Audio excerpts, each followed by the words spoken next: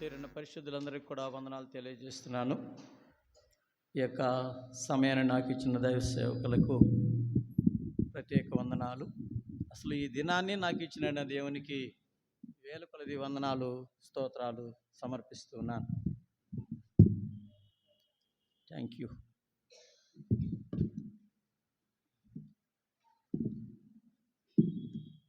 రోమిలికి రాసినటువంటి పత్రిక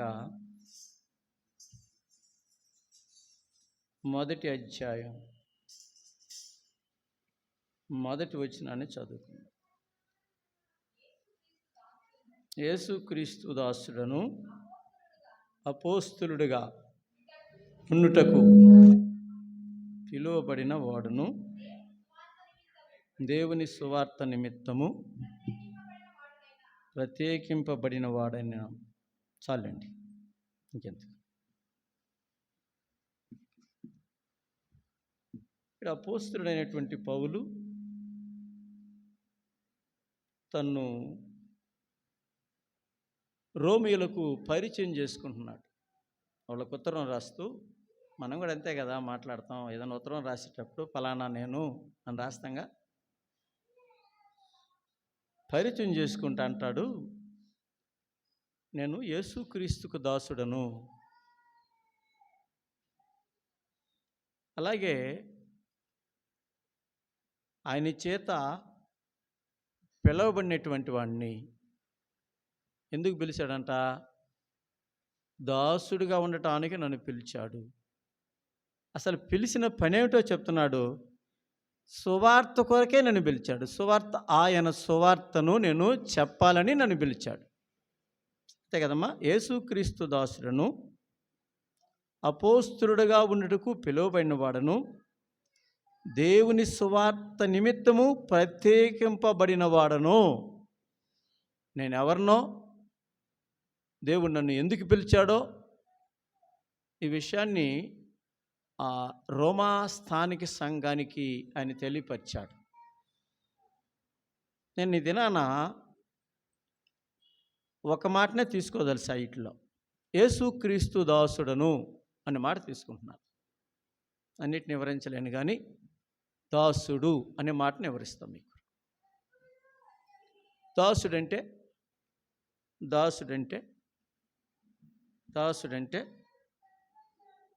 చెప్పాలి మీరు. పనుడు సేవకుడు అనబాకనే.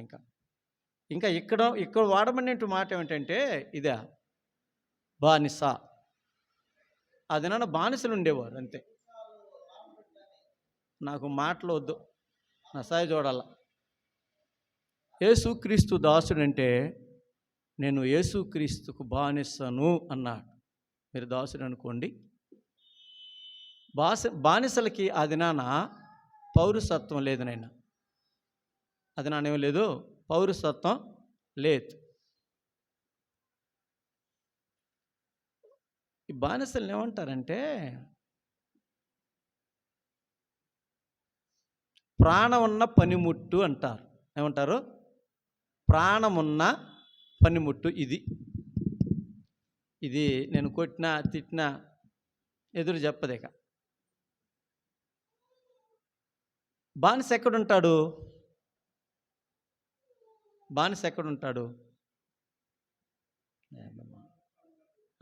యజమానుని ఇంటిలో ఉంటాడు. ఎక్కడుంటాడు బానిస? యజమానుని ఇంటిలో కనిపెట్టుకొని ఉంటాడు, చేతులు కట్టుకొని. అంతేనయ్యా? చేతులు అవుతా, కాలు మీద కాలు వేసుకొని, నోట్లో ఏలుసుకొని ఉంటాడయ్యా? బానేసుకున్నటువంటి లక్షణాలను మీకు ఇదనని చెప్తున్నాను అంతే. కాలు మీద కాలు వేసుకోడు, నోట్లో ఏలేసుకుడు. ఏదైనా మాట్లాడాలంటే తన యజమానుడు చెప్పితేనే కదలతాడు, తన యజమానుడు చెప్పితేనే మాట్లాడతాడు. తను ఇష్టాన్ని ఏమాత్రం జరిగించుకోవటానికి వీల్లేదు. ఇది బానిసకున్నటువంటి, దాసుడుకున్నటువంటి లక్షణం. అంతే కదా?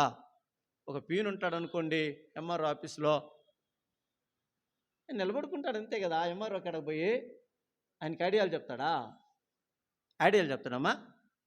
నిలబడుకుంటాడు. అయ్యా సార్ అంటాడు. రేయ్ అడగబోయి టీ దేరా అంటే పోయి టీ తెస్తాడు. పోయిరా కప్పులో అంటే పోస్తాడు. ఈరా అంటే ఇస్తాడు. తాగిన తర్వాత కప్పు తీసుకొని కడగమని చెప్తాడు. ఆయన చెప్పడు, కప్పు తీసి ఇస్తాడు. ఈయన కడిగి జాగ్రత్తగా పెట్టుకోవాలి. ఇది దాసుని పని, అంతేనంటారా? ఈయన కూడా అదే చెప్తున్నాడు, నేను దాసుణ్ణి, ఆ పని చేయటానికి నేను వచ్చాను. అందుకని ఆయన ఏమంటాడంటే, సువార్త చెప్పకపోతే నాకు శ్రమ అంటే ఏమని అర్థమా? చాలా దూరం వెళ్ళిపోవద్దు మీరు, ఒళ్ళు పగలుతుంది నాకు సువార్త చెప్పకపోతే అన్నాడంతే. నేను చెప్పేది అర్థమవుతుంది మీకా? నన్ను ఎందుకు పిలిచాడు? నన్ను ఎందుకు పిలిచింది? సువార్త చెప్పటానికి. నేను సువార్త చెప్పకుండా ఏదల్లో డప్పాలు కొడితే నేను వచ్చిన తర్వాత ఏం చేస్తాడంటే ఒళ్ళు బద్దలుగా పగలగొడతాడు. అది శ్రమ అంటే. నేను చెప్పేది మీకు అర్థమవుతుంది కదా? దాసుడుకున్నటువంటి అర్హత అది. మనం దాసులమేనా? చెప్పాలా? చెబితేనే ఈ దాసుని నేను ముందుకు తీసుకెళ్తా. లేకుంటే ఏం చేశాను? మేము కాదండి, మేము యజమానులు అంటే నేనేం చెప్పానా? నేనే మీకు దాసుణ్ణి. నేను యజమానులమి అని మీరు అనుకుంటే కాలు మీద కాలు వేసుకోండి, నోట్లో ఏలు వేసుకోండి, నాకు ఒక పని చెప్పండి, నేను మీకు దాసుని కాబట్టి పుట్టి తెస్తా. మీరేమైనారో మీరు గుర్తించాలి. గుర్తిస్తామా మా? హెబ్రీయులు రాసిన పత్రిక 2వ అధ్యాయంలో అన్నాడు ఆయన. చూడండి ఒకసారి, చూసేస్తా. హెబ్రీ 2. నేను ఏది చదవమన్నదో చదివేస్తే చాలు, మీకు తెలిసి ఉండాలి అంతే. లేకపోతే ఎట్టా మరి?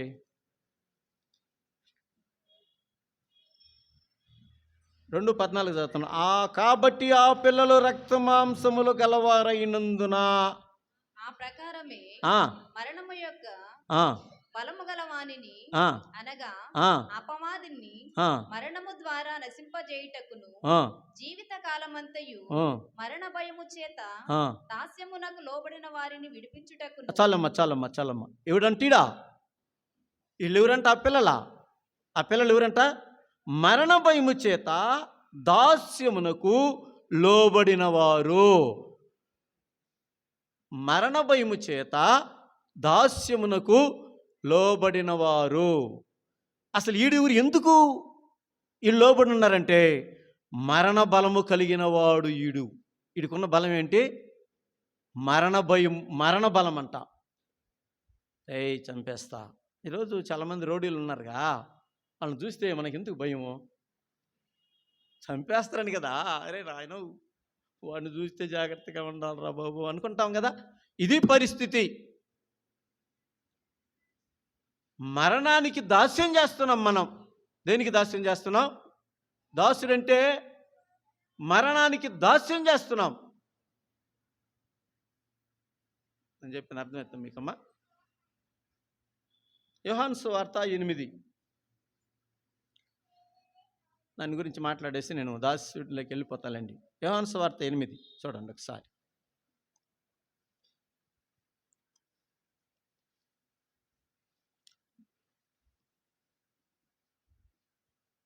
నేను అనుకున్నది మీరు చదవగలిగితే బాగుంటుంది.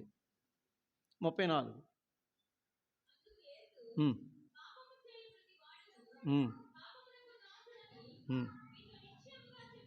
ఏంటంట? పాపము చేయు ప్రతి వాడును పాపమునకు దాసుడు అన్న. పాపానికి దాసుడు అన్న. పాపానికి దాసుడంటే ఏమని? చేయరాని కార్యములు చేసేవాడు అని దాని అర్థం. ఇంకా బరి తెగించి చెప్పాలంటే ఏమంటారమ్మా? బరి తెగించి చెప్పాలంటే ఏమంటారండి? ఏమంటారా? అట్టటోడని. మనం కూడా అట్టటోళమని. బరి తెగించిన వాళ్ళమే. పాపానికి దాసుడంటే మీరు ఏమనుకోబాకండి, నేను ఇంతలో మాటలు ఉపయోగిస్తున్నానని మీరు నన్ను ఏమనుకోవద్దు. బరి తెగించిన వాళ్ళము ఏదైనా చేసేస్తాం. మనకు ఇది మంచిది, ఇది చెడ్డది అన్నటువంటి లెక్కలే లేవు. ఏదైనా చేసేస్తాం. అలాగా ఉన్నటువంటి వాళ్ళు పాపానికి దాసులు అంటే అలాగా మన పరిస్థితిలో ఉన్నప్పుడు చూడండి ఒకసారి రోమిలకు రాసిన పత్రిక 7వ అధ్యాయం. రోమిలకు రాసిన పత్రిక 7వ అధ్యాయం. ఈయన పెద్ద జ్ఞాని, పెద్ద పుడింగిని అనుకుని సాగతా ఉన్నటువంటి దినాలు. నేను పెద్ద పుడింగిని అనుకున్నాడు ఈయన. 7:24 అయ్యో కేకేశాడండి. ఈయన పెద్ద పుడింగి అనుకున్నాడు ఈయన. నేనేమనుకున్నా, మీరేమనుకోవద్దండి. గతంలో ఈయన అనుకున్నాడు, నేను పెద్ద పుడింగిని, క్రైస్తవులందరినీ వేసేస్తాను, ఎళ్లల్లో ఉన్న స్త్రీలను జుట్టు పట్టుకుని లాక్కొచ్చినటువంటి బహు దుర్మార్గుడు ఈయన ఇప్పుడు కేకేస్తున్నాడు. చూడండి చూడండి, ఇది బరి తెగించడం అనే మాటకు ఉపయోగించాను నేను. ఇంతగా స్త్రీ అని లేదు, పురుషుడని లేదు, ముసలని లేదు, ఏమని లేదు, పెద్దని లేదు, చిన్నని లేదు, అందరినీ ఏదల్లోకి లాక్కొచ్చి వీడు భక్తిపరుడా లేకుంటే భక్తి లేనివాడని లేదు, అందరిని ఏదల్లో లాక్కొచ్చి గందరగోళం చేసిన ఓ పుడింగిని గురించి ఈ గ్రంథం రాయబడింది.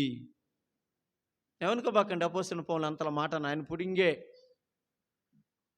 కనుక చూస్తాం ఇప్పుడు ఏమంటున్నాడంటే చూడండి, అయ్యో నేనెంత దౌర్భాగ్యుడు, నేను పుడింగినేరా బాబో అన్నాడు. ఏమన్నాడు? నేనెంత దౌర్భాగ్యుడను, ఇట్టి మరణమునకు లోనగు శరీరము నుండి నన్నెవడు విడిపిస్తాడు అని కేకేశాడట. నేనున్నానులే అన్నాడు ఆయన. ఆయన అన్నా, నేనున్నానులే రాబాయ్, నేనున్నానులే కదా. 25 వచ్చిన మన ప్రభువైన యేసుక్రీస్తు ద్వారా కృతజ్ఞతాస్తు కాగా మనస్సు విషయములోని దైవ నియమకును శరీర విషయంలో పాపము నియమకును దాసుడునై ఉన్నాను, పాప నియమానికి దాసుడునై ఉన్నాను అని మాట్లాడేశాడు. కేకేశాడండి. నువ్వేమేసావు నాకు తెలియదు. అపోస్తలుడైన పౌలు క్రీస్తు ప్రభు వారిని ఇలా చూడగానే, ప్రభువా నువ్వెవడివి అన్నాడట.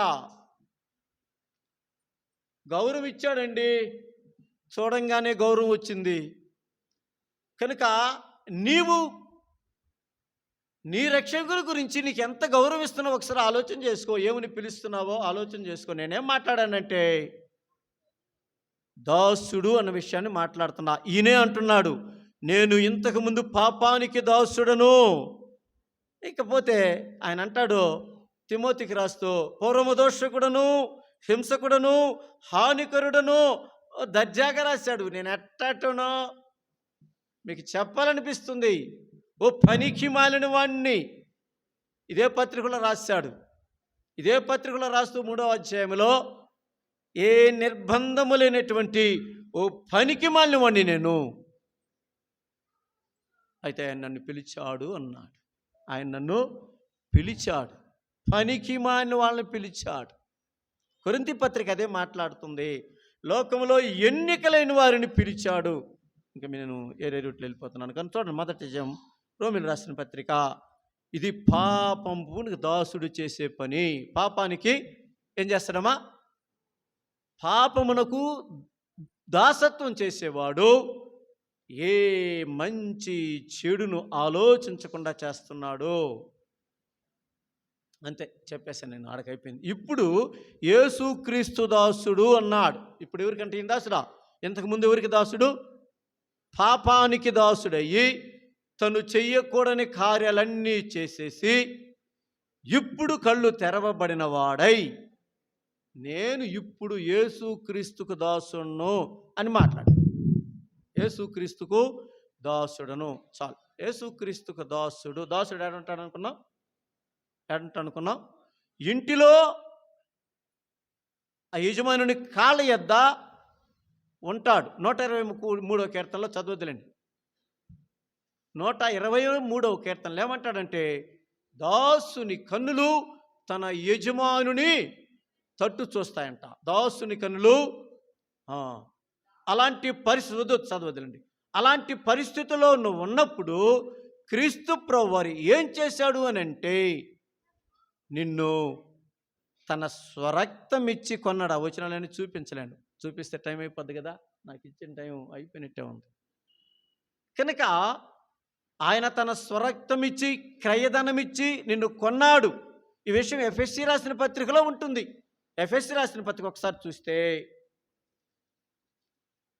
ఎఫెసీలకు రాసిన పత్రిక 1వ అధ్యాయంలో ఆ విషయాన్ని మనం చదివేసి ముందుకు వెళ్ళిపోదాం. చూడండి ఒకసారి.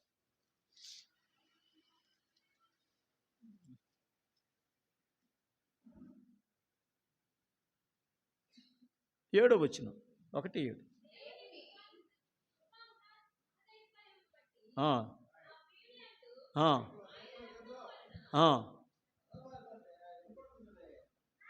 ఆ, ఆ, ఆ, ఆ, ఆ, ఆ. చాలు, అంతే. 7వ వచనం ఏం చెప్పిందంటే, ఆయన రక్తం వలన మనకు విమోచనము, అంటే పాప దాస్యము నుండి మనం విడిపించబడ్డాం. ఆయన రక్తం వలన విడిపించబడ్డాం. మన అపరాధములకు క్షమాపణము, మన అపరాధాలకు క్షమాపణ మనకు కలిగి ఉన్నది. నిశ్చయత. ఇది నా అపోస్తలుడైన పౌలు నిశ్చయత కలిగి అన్నాడు, అయ్యో నేనెంత దౌర్భాగ్యుడను, ఇప్పటిదాకా నేను చేసిందంతా కూడా శిక్షార్హమైన పనా, ఇప్పటిదాకా నేను చేసిందంతా అపవాది పనా, ఇప్పటిదాకా నేను చేసిందంతా అగ్నిలో కాలటానికి వెళ్ళేటటువంటి పనా. అమ్మో నాయనో, ఈ రోజు కన్నా తెలియబడింది నాకు సంతోషం. అందుకనే ప్రభువైన క్రీస్తుకు స్తోత్రం చెల్లిస్తున్నాను అన్నాడు. భారం దిగింది ఆయనకి, భారం దిగింది. భారం దిగి, చాలయ్యా, చాలునయ్యా, నాకు నీ కృప చాలు అన్నాడు. ఈయన బానిసగా, దాసుడిగా వచ్చేస్తాం. ఇప్పుడు విడిపించబడి ఈయనేమన్నా స్వతంత్రుడు చేశాడా? కాదండి. విడిపించినాడు ఏం చేస్తాడు? ఈయనకి దాసుడు చేసుకున్నాడు. ఏమిటి దాసుడు చేసుకున్నాడమ్మా? ఈయనకి దాసుడు చేసుకున్నాడు. అదే ఆయన మాట్లాడేటువంటి మాట. ముందు వాడికి అప్పు ఉన్నాను, ఈయనొచ్చాడు, ఆ అప్పు కట్టి నన్ను తిరిగి ఆయనకు దాసుడిగా చేసుకున్నాడు అన్నా. అంతే కదా.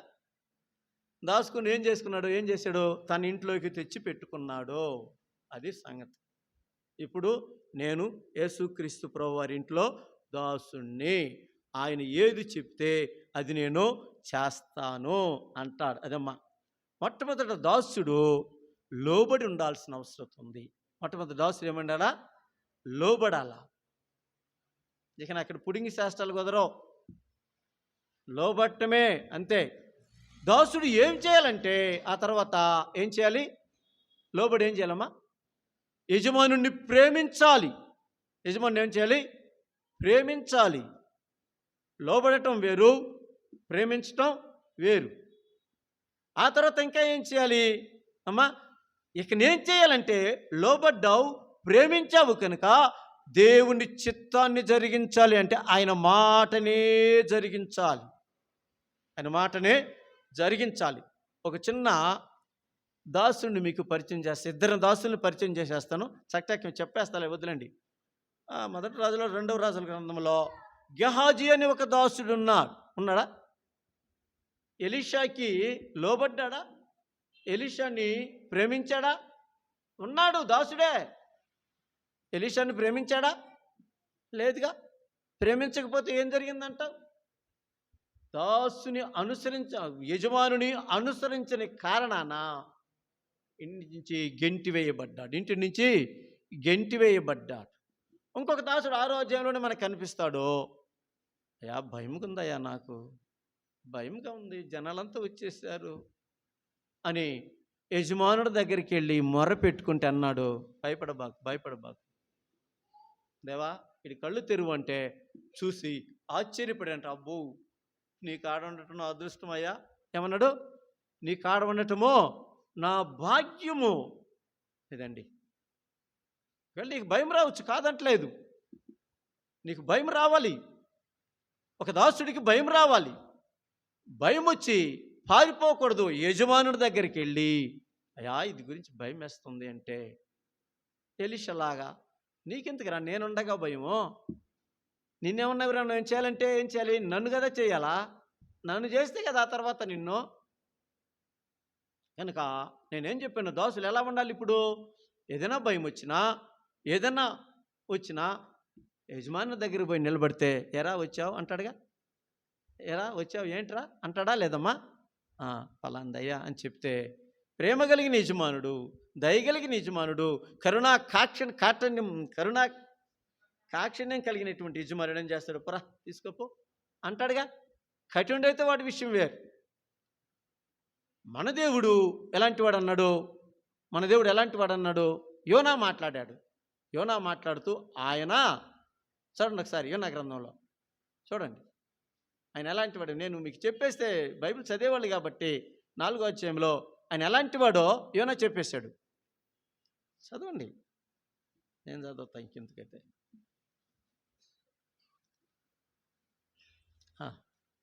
చదవరా? అదే మీకు భలే కష్టం అయిపోయింది నాకు. 4వ అధ్యాయము నేను చదువుతాడమ్మా, నేను చదువుతాడండి. 4వ అధ్యాయం 2వ వచనం. యెహోవా, నా దేశమందుండగా ఇట్లు జరిగినని నేను అనుకుంటుని కదా,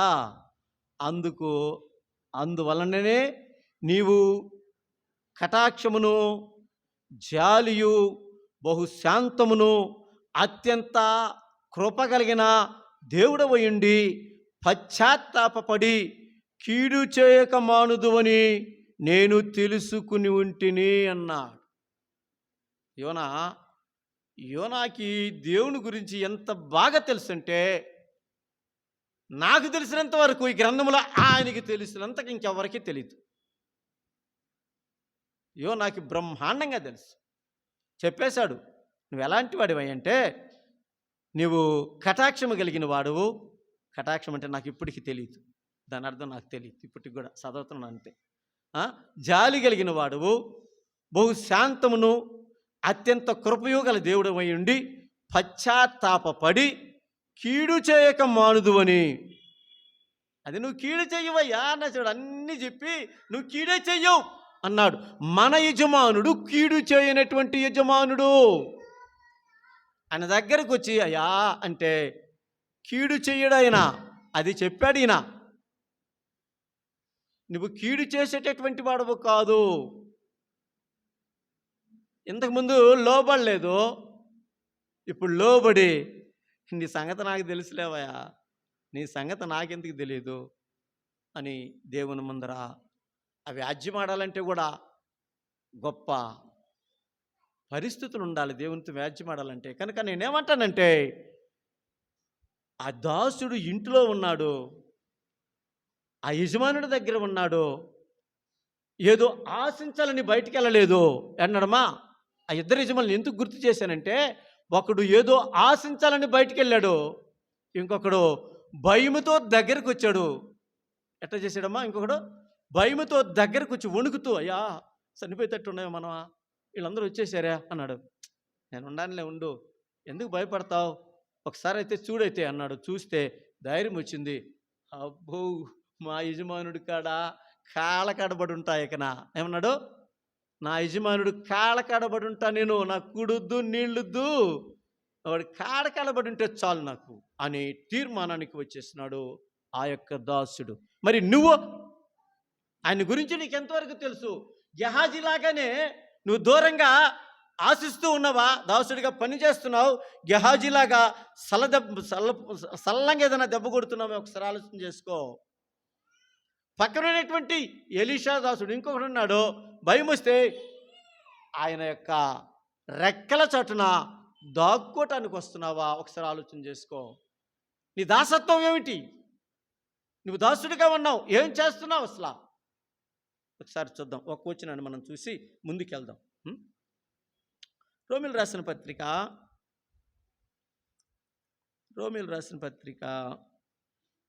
7వ అధ్యాయము 7వ అధ్యాయము చూడండి.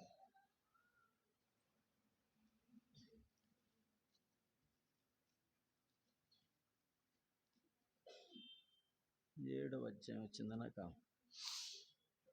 7వ అధ్యాయము 14 వచ్చిందా?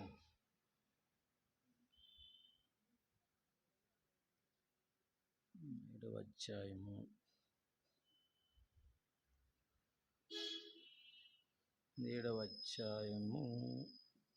23వ వచ్చిన ఒకసారి చూద్దామా?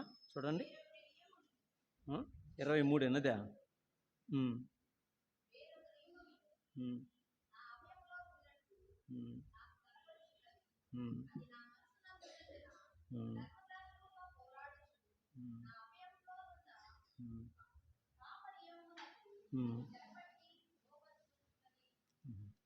తీతు పత్రిక 2:9 ఒకసారి చదవండి. తీతు పత్రిక 2:9లో ఒకసారి చదవండి. దాసులైన వారు అన్ని విషయములయందు మన రక్షకుడుగు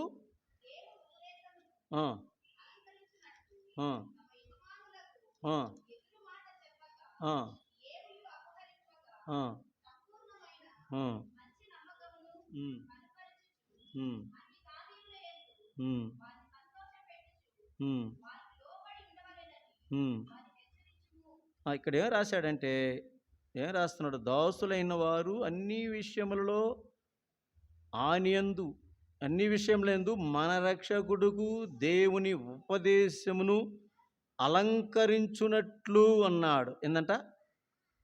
అలంకరించుకోవటం అంటే మా అమ్మ చెప్పాలి మీరు.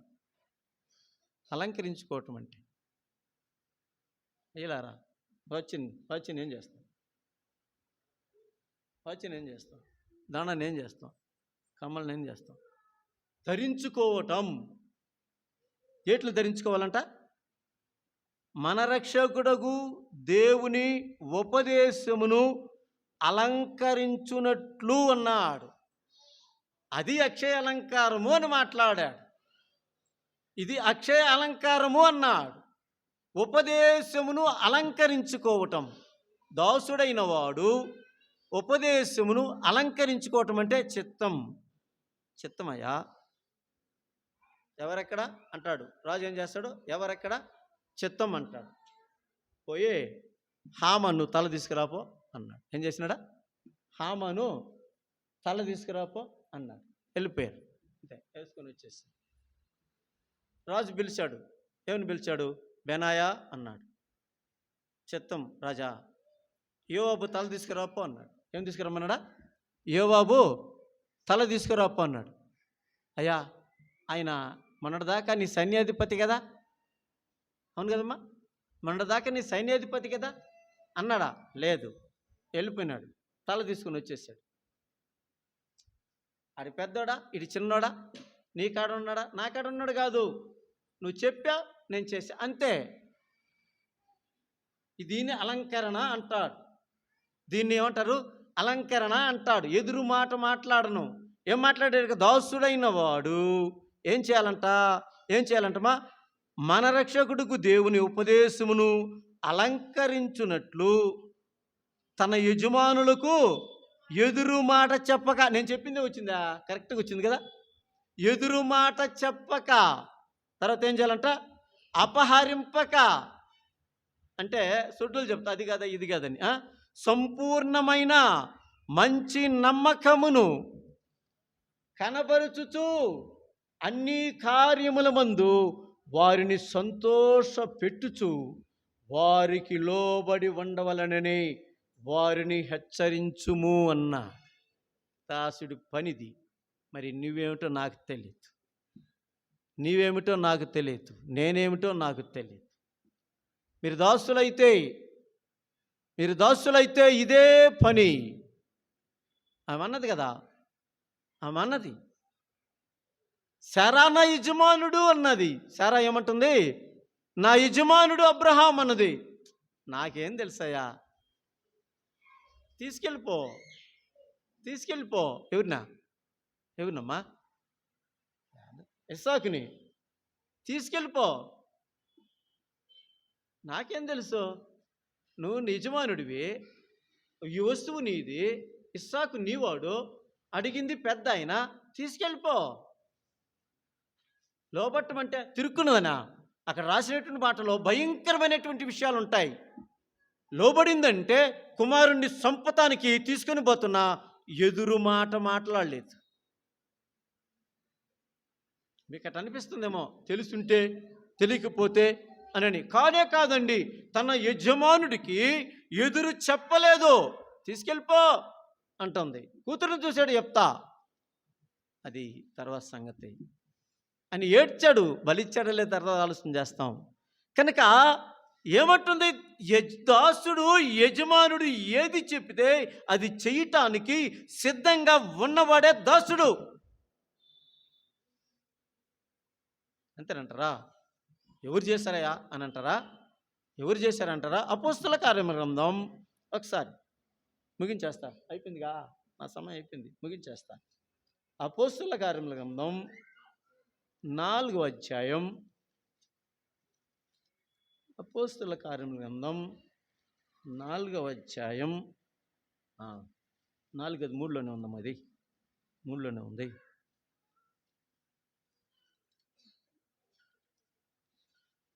25 వచనం, 3:25 నుండి చదవండి.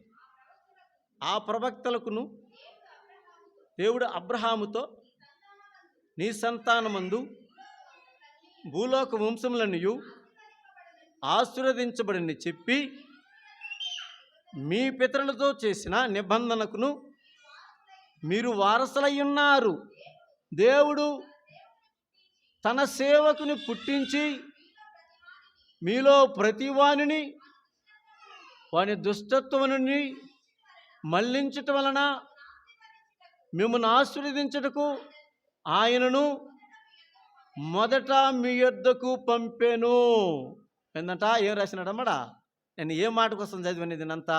దేవుడు తన సేవకుని పుట్టించి అన్నాడు. దేవుడు తన సేవకు, ఎవరినా ఆంధ్ర మీరు ఏం చెప్పరు నాక? దేవుడు తన యేసుక్రీస్తు ప్రభు వారిని పుట్టించాడు. యేసుక్రీస్తు ఎవరంట? సేవకుడు. సేవకుడు ఏం చేశాడు? హెబ్రీ పత్రిక చూడండి. హెబ్రీ పత్రిక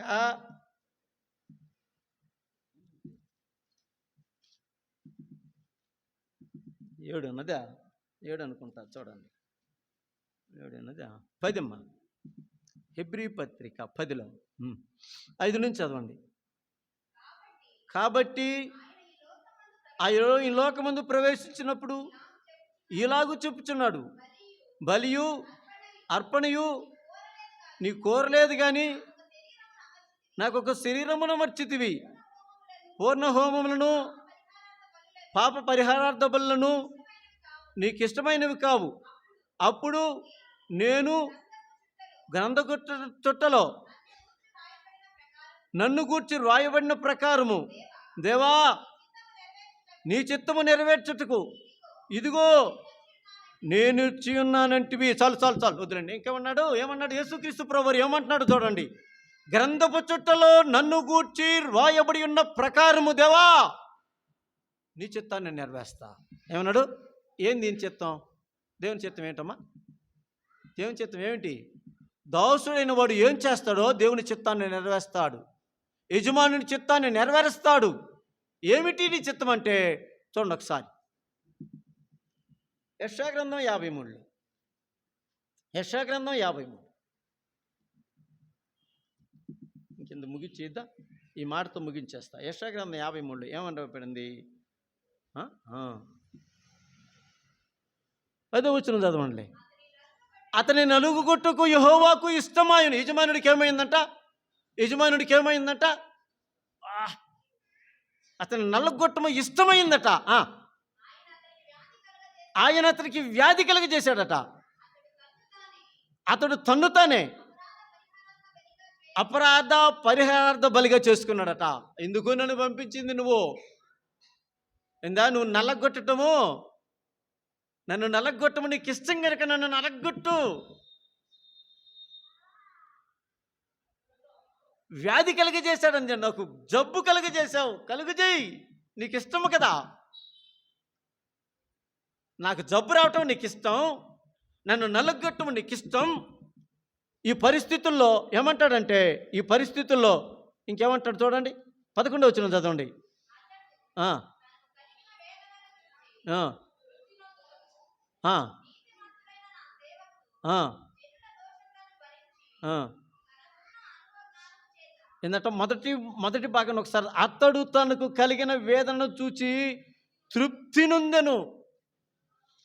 దేవుని చిత్తాన్ని నేను నెరవేర్చానని యేసుక్రీస్తు ప్రభువారు తృప్తిగా ఉన్నాడట. మనమైతే నోరెట్టుకొని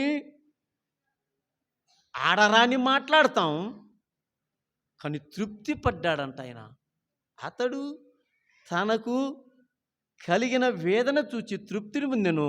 నీతిమంతుడైన నా సేవకుడు జనుల దోషములను భరించి తనకున్న అనుభవ జ్ఞానము చేత అనేకులను నిర్దోషులను చేయును. అనేకులను నిర్దోషులను చేయటానికి నేను నియమించాను అన్నాడు. నీ చిత్తాన్ని నెరవేరుస్తున్నాను అన్నాడు. నేనేం ముగించేస్తున్నాను కనుక ఈ ప్రభు దినాన సేవకుడైన వాడు ఇదే విధిని కలిగి ఉండాలి. దాసుడైన వాడు ఇదే విధిని కలిగి ఉండాలి. మీరేమవుతారో నాకు తెలియదు. గ్రంథం నీకు ఇచ్చినటువంటి వాస్తవ అలంకరణ, నీవు ఆయనకు లోబడి ఉండు. అందుకనే అపోస్తలుడైన పౌలు అంటాడు, ఆయన దేన్ని చూశాడో మనకు తెలియదు కానీ చావైతే నాకు మేలు అన్నాడు. అంటే ఏదో చూపించాడు. అబ్రహాము ఆ దినాలలో ప్రపంచంలో ఉన్నటువంటి ఆస్తిపరుల్లో ఓ గొప్పవాడు. ఆయన అంటాడు, పునాదులు కలిగిన ఆ పట్టణం కోసం ఎదురు చూస్తున్నాను, నా వెనకున్న ఆస్తి కోసం కాదు. ఆయన ఏం చూశాడో నాకు తెలియదు. శద్రకు, మెషకు, అభిజ్ఞేగులు ఏం చూశారో నాకు తెలియదు. ఆయన కోసం సస్తాం, వాళ్ళు ఏం చూశారో నాకు తెలియదు. నువ్వేమైనా చూసావా? చూస్తే కదా. నువ్వేమీ చూడలా. ఈ దినాన నువ్వు ఏమీ చూడలేదు. వాళ్ళు చూసిన వారు ప్రాణాలు అర్పించారు. పేతురు అంటాడు, సిలువేస్తానంటే, అయ్యో నా ప్రభు నేసినట్టు నన్ను సిలువేయొద్దు, తల క్రిందకి పెట్టి నన్ను సిలువేయండి. ఏం చూశారు వాళ్ళు? ఏం చూశారు? నువ్వేం చూస్తున్నావు? ఇది నా దాసుడిగా ఏమి చూస్తున్నావు? నువ్వేమి చూడలా. నువ్వు దాసుడు కాదు. అటు చూశాడండి. గెహాజీ దగ్గర ఉన్నటువంటి ఆ యొక్క ఎలీషా దగ్గర ఉన్న దాసుడు చూశాడు, అయ్యా చాలు, నాకు చాలు, నువ్వుంటే చాలు, నువ్వుంటే నాకు చాలు యేసయ్యా, నీ అంటే నేను ఉంటా యేసయ్యా అన్నాడు. ఎలీషాతో ఉన్నటువంటి 6వ అధ్యాయంలో ఉన్నటువంటి దాసుడు, అబ్బా చూపించవయ్యా, చాలు అయ్యా, నాకు ఈ జన్మకి ఇది చాలు, నేను చచ్చిందాక నీకు దాకా పడుంటా, నీకు ఆడబడి ఉంటానయ్యా అన్నాడు. నువ్వు చూడలేదమ్మా, నువ్వు చూడలేదయ్యా, చూడలా, అడగలా.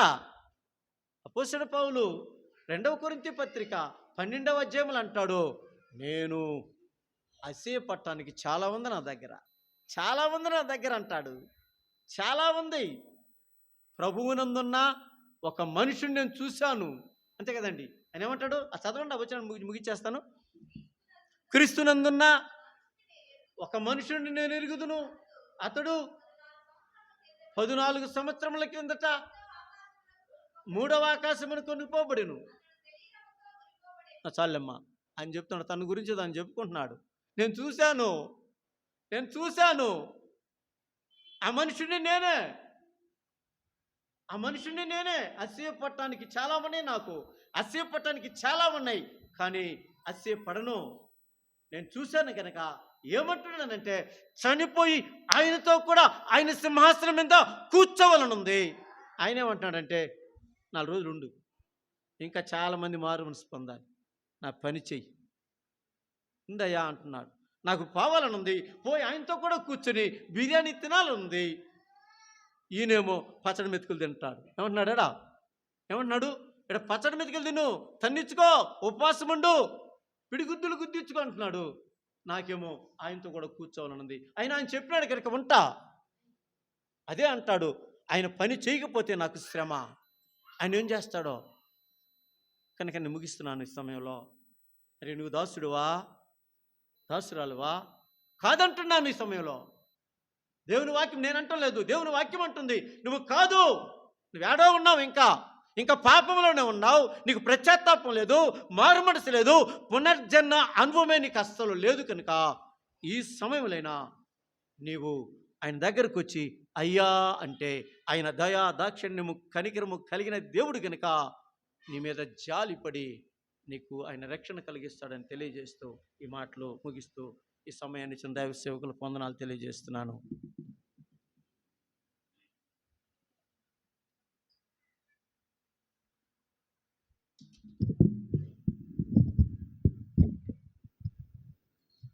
సమయంలో మరి ఇంతవరకు దేవుని వర్తమానాన్ని అందించిన సుధాకరణ గారికి సంఘం తరపు నుండి హృదయపూర్వక వందనాలు తెలియజేస్తున్నాను. చక్కని దేవుని ఆత్మీయ సంగతులను మనతో మరి పంచుకున్న విధానాన్ని బట్టి దేవునికి స్తోత్రాలు. ఈ సమయంలో మనం చిన్న ప్రార్థన చేసుకుందాం. మరి అన్న కుటుంబం కొరకు, వారి బిడ్డల కొరకు ప్రార్థించవలసిందిగా ప్రభు పేట మనం చేస్తూ మరి చివరి ప్రార్థన ఆశీర్వాదం మన మధ్యన ఉన్న పెద్దలు తాతయ్య చేస్తారు.